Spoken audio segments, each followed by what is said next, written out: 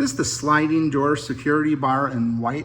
This goes between 17 inches and 50 inches wide to make sure your patio door is secure from any potential people trying to break in.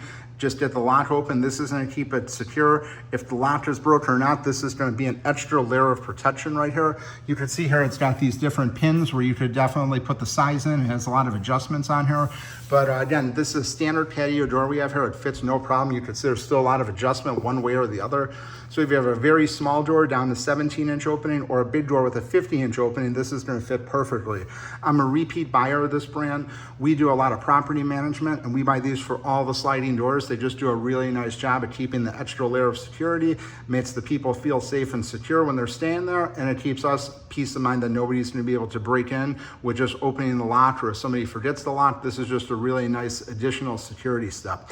But really great product here. It's made out of some really heavy metal. It ships in the 2 pieces here, so it's in a smaller box and just goes together, and have this installed in less than a minute. Highly recommend this.